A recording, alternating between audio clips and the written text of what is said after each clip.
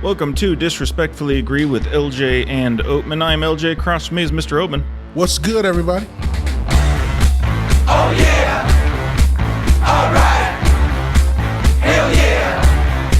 That's time! We're going to talk this week about Sorry to Bother You, written and directed by Boots Riley, starring, if I'm saying this right, Lakeith Stanfield as Cassius Green, little on the nose, Tessa Thompson, Terry Crews, Omari Hardwick, and Danny Glover as Langston. The film is sort of about a gentleman named Cassius. He is down on his luck, doesn't have a job, gets a job at a telemarketing company, and kind of works his way up the ranks. But it's kind of a fantastical, modern-day, dystopian, magical realism piece that's sort of a harsh critique of capitalism and the kind of racial structure of America.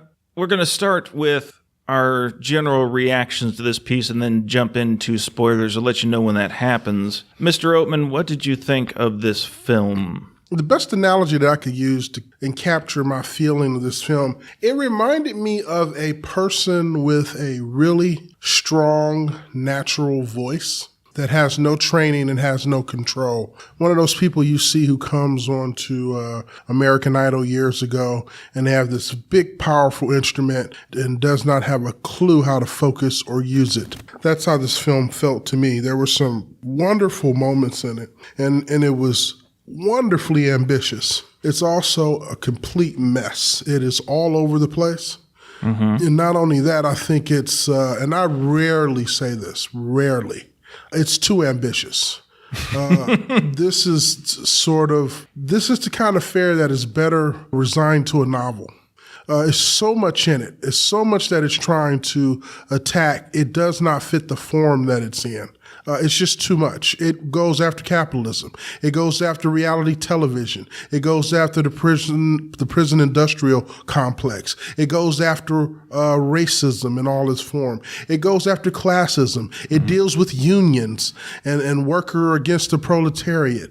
I mean, it has all kind of visual motifs that it tries to slide in under the railing, and it becomes a mess. Like there's only so many sacred cows that you can slay in a 2-hour period before it's just too much. You're saying that it seems like you could argue he thought, you know what?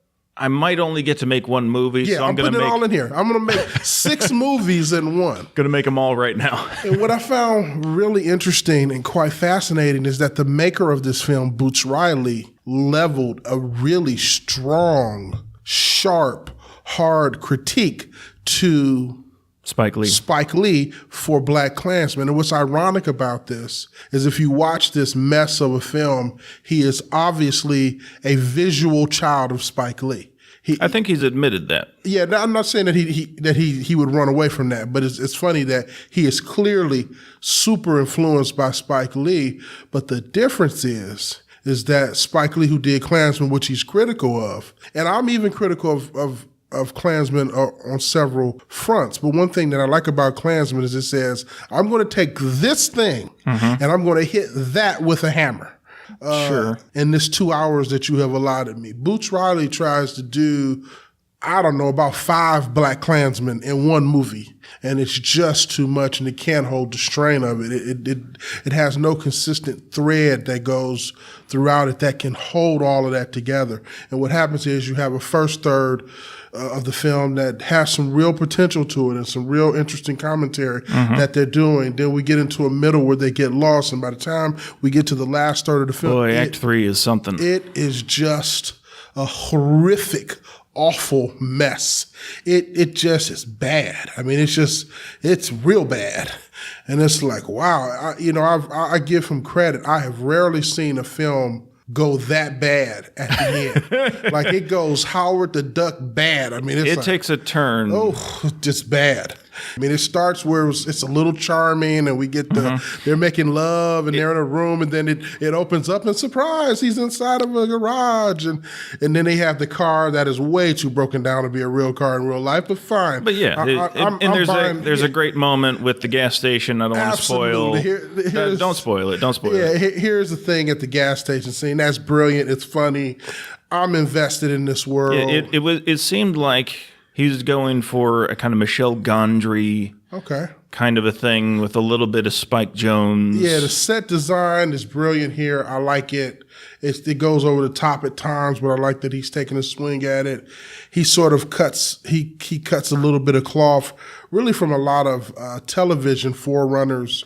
Like there used to be I forget the name of the show, but I think it was called Sisters or something like that had this trope in it where there would be this magic realism that would sort of insert itself into a narrative that came on years and years and years ago. And so they're taking from a lot of things, and the first part is working. I'm with them, and I'm like, okay, where's this? I also got a lot of hints of Terry Gilliam, like Brazil style. Definitely. Not nearly as stylized and absurd, but there are certainly hints of that. Yeah, it's definitely in here, and there's some good stuff in here. Even in the beginning, where I'm kind of with the film, it's still, I had the feeling, and I don't know if you've ever had this experience where you go and you hear about this cheeseburger, that's the best cheeseburger in Kansas City, and you go to the restaurant and get the burger and you eat it. And it's good. I got a question for you.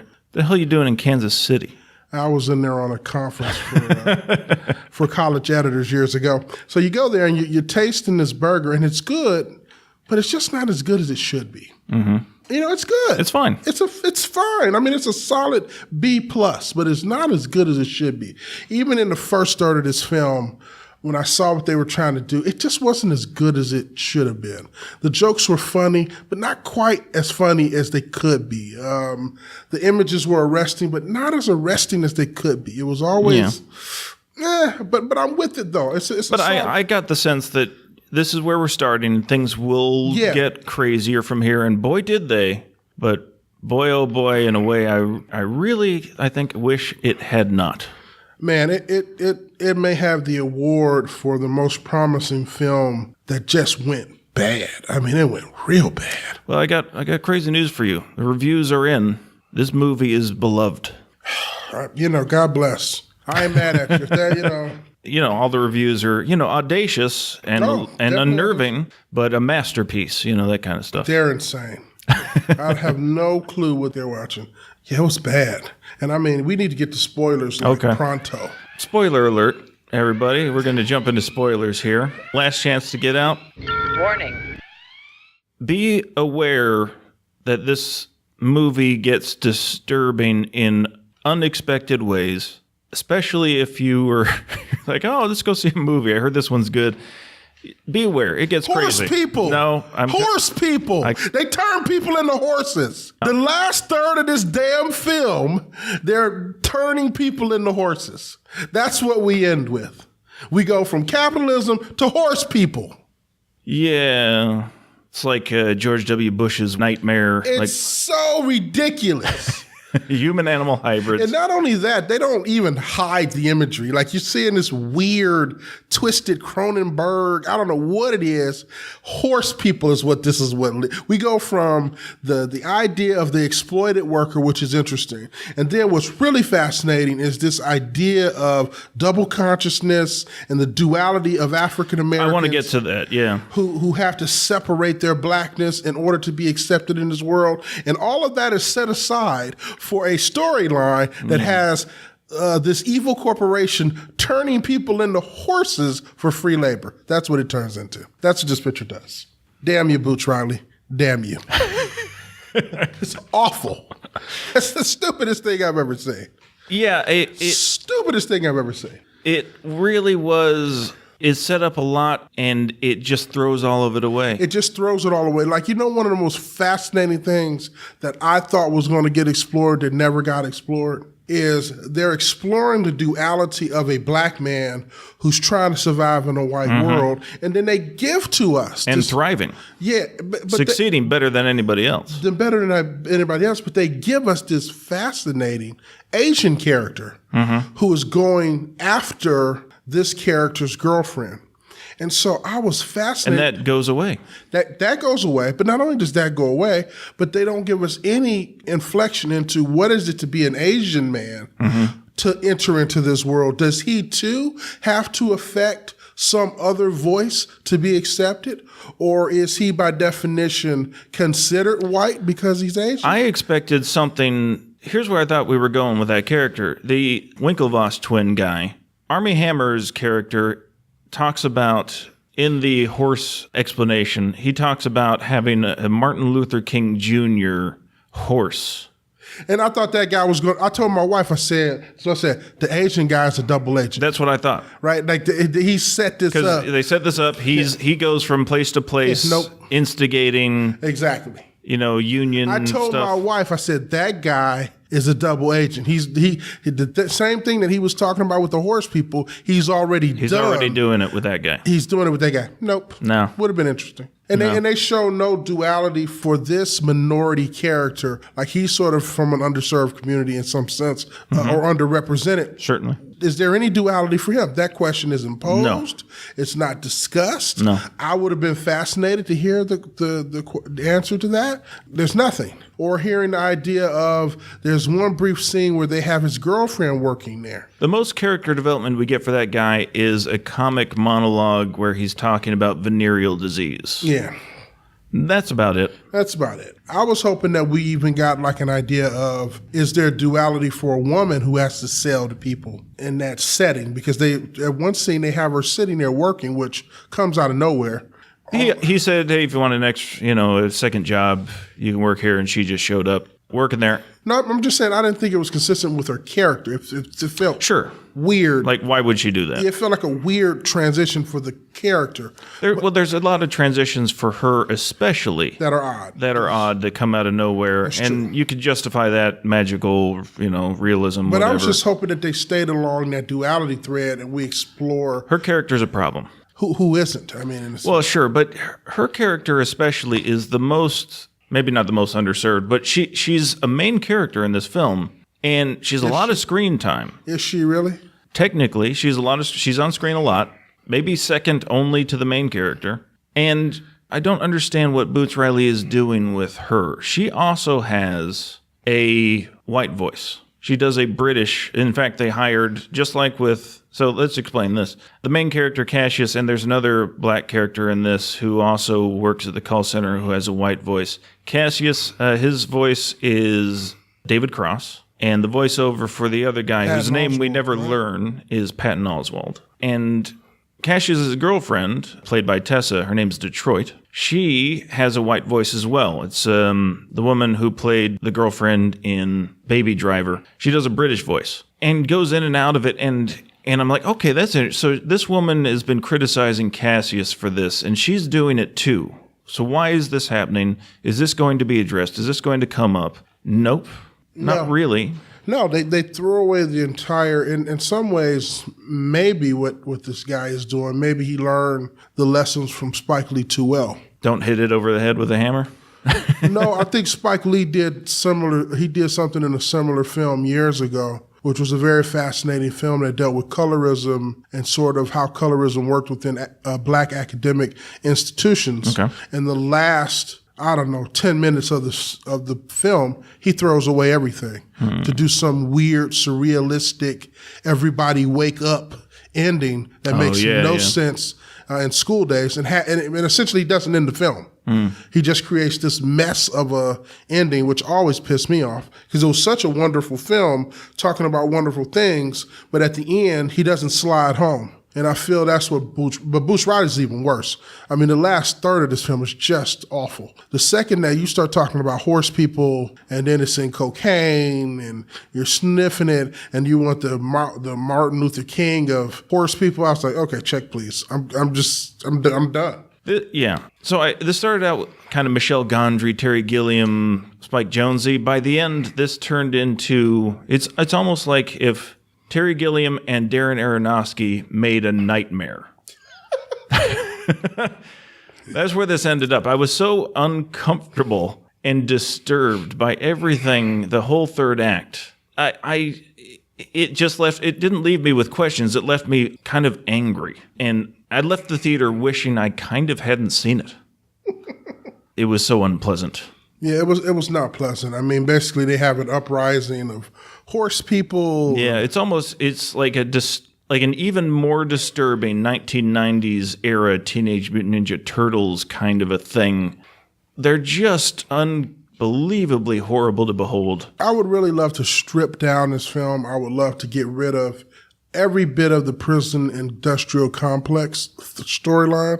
I would love to get rid of that. With the Walmart, the Amazon labor force thing? Yeah, where you sign on for a lifetime, I would get rid of that. The Foxconn kind of... I would get rid of all mentions to horse people in that whole storyline. I would strip that away. And then I would get rid of all of the commentary on reality television. I would strip that away. Yeah, I don't know what that was doing. Nothing. It wasn't doing a damn thing. I would strip all of that away, and I would just focus on the idea of this guy rising up in a company because he's able to basically simulate whiteness. And there's an amazing monologue in this film that really holds promise for what this film could have been. And that's Danny Glover, who delivers this monologue about talking white. Mm-hmm. That entire monologue is amazing because he's like, no, it's not even that I want you to sound white. It's I want you to sound what they think they should sound like. What they think they want to, what they wish they were. So, I mean, that was so brilliant. This idea of, no, it's not that you're reflecting them. You're reflecting a fantasy of themselves. So it was almost like looking at a funhouse mirror and reflecting that with another funhouse mirror. Oddly, it's a more effective and thought out version of what Spike Lee did in BlacKkKlansman, where that character was doing the kind of Dave Chappelle nasally voice version of a white guy, and here they actually make fun of that. Like he goes out, like he does the nasally version first, and Danny Glover's like, Langston, that's not it, man. Yes, that's not it. He was like, and he starts saying, no, you didn't get fired, you just got laid off. That's right. It was sort of, and he was creating sort of that caste system that exists, and then reflecting that in a vocal pattern, and then using that to sell people. God, I love that monologue. That moment is so powerful. And there's a lot of stuff he could do with just those two characters. When you have Cassius excel, he takes that advice and excels better than anybody else. Well, something that's never explained is how come Danny Glover, who's been there and has perfected a voice of that kind, how come that's what they needed to explore. That would have been fun to explore, to have this guy who just took that advice and just went off. No, I didn't finish the sentence. Okay, sorry. What I was going to say at the end of the sentence was, how come he hasn't excelled in that same way? He's clearly mastered that voice and that technique, but yet and still, he's still in the trenches. He hasn't made power caller levels in the way that LaKeith Stanfield does. Yeah. Why is he still there? Even though he's mastered, I'm saying that was never explained. I was agreeing with you. I think that's where I thought you were going, that's what they needed to explore. That's the dynamic between those two characters that could have been mined and wasn't. I would have really loved to have seen that. Or even have, I don't want to rewrite the film.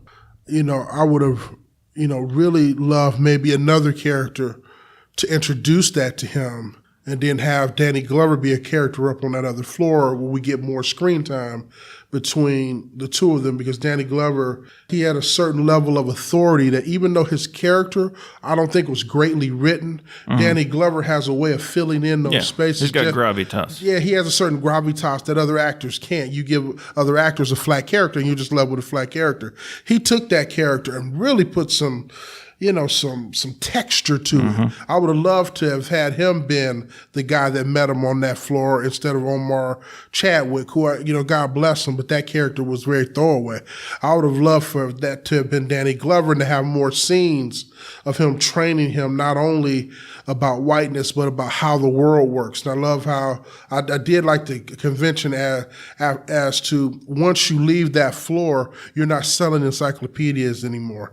Now other things are being sold that may be more deleterious to society and stuff, like guns and all kind of slave labor. Yeah, I love that idea that the power callers are the one that sell the real items that matter to us. There could have been something done with that, but like you said, that you made this point. He literally just throws all that away. He throws away the Asian brother, who's a great character in here. Yeah. Interesting. And Just pushed aside. Pushed aside. I think Terry Crews is wasted here. Yep. We get very little Terry Crews at all. And Terry Crews is an interesting guy if you put some dialogue in his hands. And weirdly, Boots Riley's treading some ground that has already been trod by another not great film that is funny intellectually, but in execution not so good, and that is Idiocracy from Mike Judge. That he does the reality TV thing. He does, and Terry Crews in that as well. Yes, he is. That's a much better film. Really? Yes, it is. It's a much better film. It's a smarter film. It's a much better film. Ironically. And here's the thing. It's not a good film. It's not a good film. It's not a good film, but it's better than this one. I guess the third act of this one is so detrimental. Like the promise of this film is far higher and more interesting and can reach higher heights than Idiocracy ever could. Exactly. Idiocracy, it opens himself up saying, like, this is surface. Yeah, we're touching on these different issues, but we're only going to... But this is a comedy. Yeah, this is a comedy. We're not going to... Yeah, we're silly, and we're not going to go too far. This one is really a statement about society. It's like it's a manifesto, and it's just not worthy. And it's unfinished. Yeah, it's not worthy of the ambition that's driving it. And not finished isn't even a question. They finished it, but horribly. Yeah. Horribly. So what it reminded me of the most is... Although this is a much better film, it seemed like it was trying to do what Drop Squad did, and it didn't get there. I don't know Drop Squad. Drop Squad was a film that came out, I don't know, maybe 20, 25 years ago, and it was a film about this squad of African-American people who go around kidnapping Uncle Tom black people and retraining them in their blackness. They kidnap them, put them in a van, and take them to this processing center, and they call it dropping. And a drop squad. And then they're like these old radicals that kidnap you and they take you and they show you film and, and they do all this stuff to reprogram you out of your Uncle Tomness. Wow. That's a very interesting statement about programming. And oddly enough, the reason that Drop Squad is better than this film is because it has less of a budget. It was done on a shoestring. So because it was done on a shoestring, they couldn't create mutant horse people. So when you have films made on a shoestring, it almost they couldn't afford to screw it up. Is that what you're saying? Well, it forces you to concentrate on characters. It forces you to concentrate on dialogue. It forces you to actually take another look at the script and figure out other ways to make your point other than CGI, weird effects, or whatever it is you're doing. It forces you to do those things. This thing had too much budget. I would have loved to have seen this film if he didn't have the budget to create mutant horses. What would he have done then? I don't know. Maybe he would have ended the film properly by creating a proper character arc for the characters that we had. He may have had to, I don't know, write. Had he not had all of these bells and whistles. Yeah, it's a lot of message without the movie. I agree. A lot of message and no movie. I agree. Very, very succinctly put. I agree. We're outliers. I can't believe we both agree on this. Yeah. And we disagree with almost every other critic. By Boo Riley. Huh? By Boo Riley. Boo Riley from To Kill a Mockingbird? Oh, that's Boo Radley. No, Boo Riley. Boo. Oh, Boo. I see. Boo. I'm going to cut all that out. No, come on. It's horrible. Why are you cutting out all my good shit, dude? I'm not cutting out the good shit. You're an awful person. Well, that may be true. Yes. You're a horse person. You're an equisapien, as of today. Jeez. I am a Ninja Turtle. Thank you very much. I am a Donatello. Yeah, that's what you are. He's the best one. Yeah, okay. And so to wrap up. Oh. Boots Riley. Mm-hmm. Bad. Boo. Yeah, I think there's something here. I would be curious to see him give another shot to telling a story. I would love to give him $100,000 and say, go make a film. Yeah. And see what he made. He had too much budget here. And sometimes I think that can lead you astray. I would have taken, some of the explosions that happen on these cars. I wish you would have took that money and hired a co-writer to just write a better ending. They come pretty cheap. They come pretty cheap from what I'm told. Yeah, when you don't have writers, you get Transformers 2. And that will do it for us this week. Check us out on the Apple Podcast app. Give us a review. Tell a friend about the show. Yay, yay. And our website, disagreepodcast.com. We will talk at you next week, everybody. Bye. Oben, you want anything to say to the... Peace and chicken grease. There we go.